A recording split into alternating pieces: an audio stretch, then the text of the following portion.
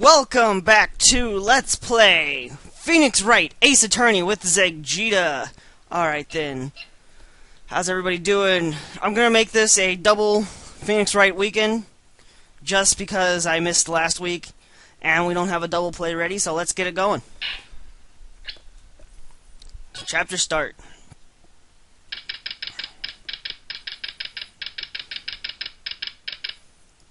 Okay. Well, I guess this is it. Yeah. One way or another, this case gets decided today. Ah, for Phoenix, look! Huh? Prosecutor Edgeworth. I received a call from Public Prosecutor's office yesterday.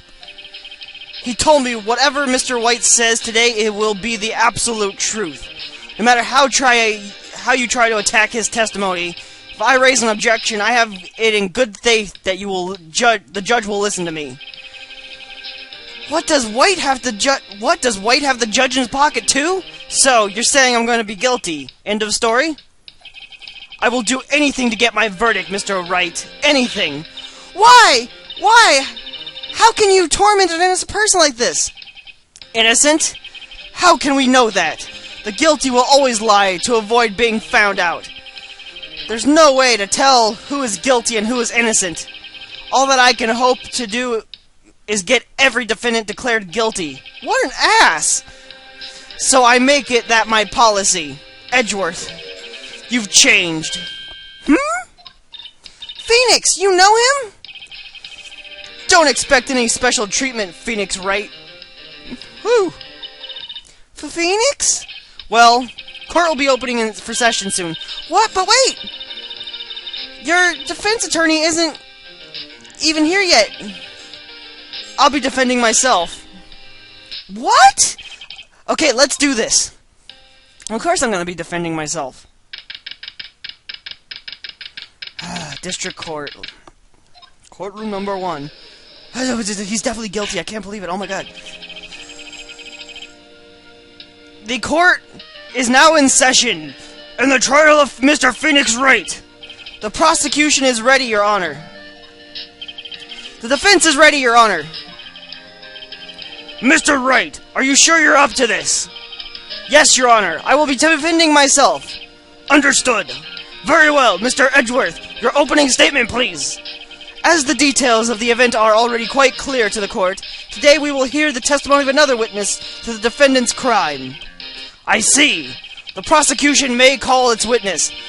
That went far too smoothly. Why didn't the judge ask Edgeworth why his witness didn't testify before? It's like he already knows why. If anyone's going to get a raise or an objection about this, it's me. Yeah.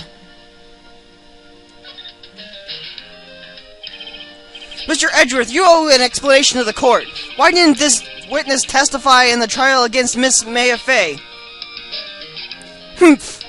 I'm ever so sorry. Mr. White is a busy man, and besides, at the time, I thought Miss May's opinion was all that would be needed. Again, my sincerest apologies to the court. Excellent, Mr. Edgeworth. I appreciate your demeanor. Oh, great. Great, he gets to show off and I get nowhere. I would like to call Mr. Red White to the stand. You sparkly son of a bitch. Please state your full name. You wish to know the title of my personage? Oh, Sparkles! Your name. Yes, that is what I said. Oh dear, do my locutions confuse? Name! These two are great together. My name is Red White, but my friends call me Blanco Nino. I am the CEO, or to use a more common term, the president of Blue Corp. Did you know the victim, Miss May Fay? That would be a negatory. No, I did not. You were at the Gatewater Hotel the night of the murder? Correct.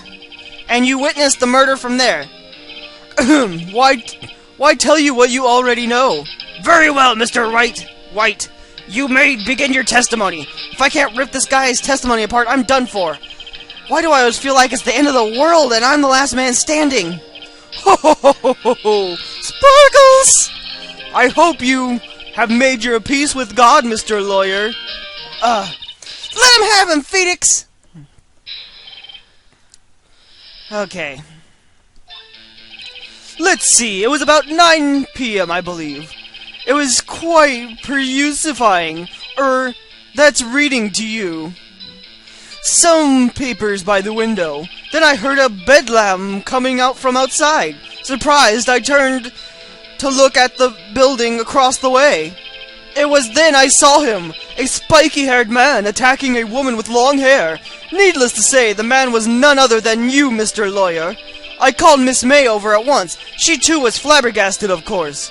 The victim, she ran away, but you gave chase. Finally, there was a terrible impact. Then it was all over. Whew. If things occurred as testified, I'm afraid the defendant is guilty. Very well, defendant. Mr. Wright. Your cross-examination. Yes, Your Honor. Alright. Alright. Let's see. It was about 9 p.m., I believe. Hold it! How do you know what time it was? Because I am always abso-positively perfect, you know. No, you're not getting away with that. You are so mistrusting, Mr. Lawyer. So, what was the proper term for secretary again? Anyway, Miss May ordered room service at 9. It happened soon after the room service arrived. That's what Miss May said, too. Press further.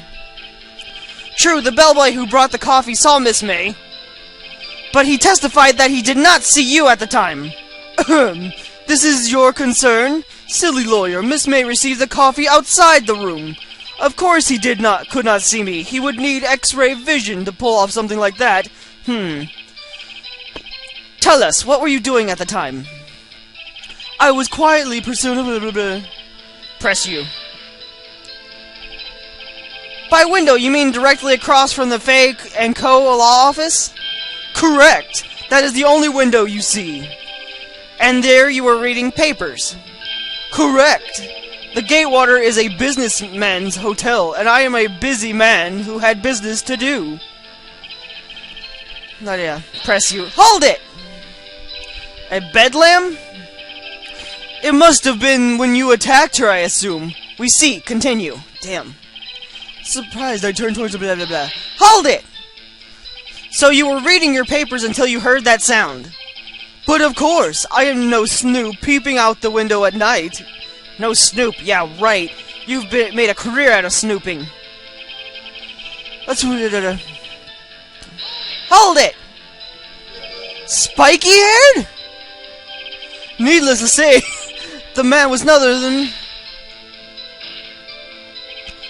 What you just said directly conflicts with Miss May's testimony. Miss May clearly stated the assailant looked like a girl. I've always been proud of my eyesight, Mr. Lawyer. Just what is your eyesight? Sparkles! Counting both eyes, 40. 40? Don't add them together! I think the witness is trying to say his eyesight is good. Hey, whose side is the judge on anyway? What did you do then? I called Miss May over at once. She was, of course, surprised. Hold it! What was Miss May doing at that time? She had just finished watching soap operas on the TV and was openly weeping. Did you know that she had been tapping the Fay office phones? Stupid jerk. Irrelevant! That has nothing to do with the case at hand. I care not. I will answer the lawyer's bold inquiry.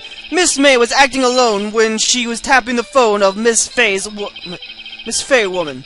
You'd make a good politician, Mr. White. Ho ho ho! After all, I am El Presidente. Please continue. The victim, she ran away, but you gave chase. Can you be a little more detailed about that?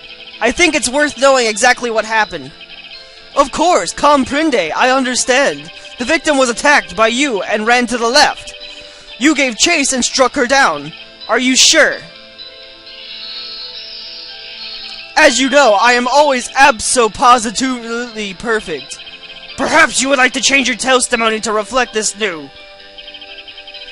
The victim ran to the left and gave chase. That seems right. That seems wrong. God. See if we go to... no, we want to go back.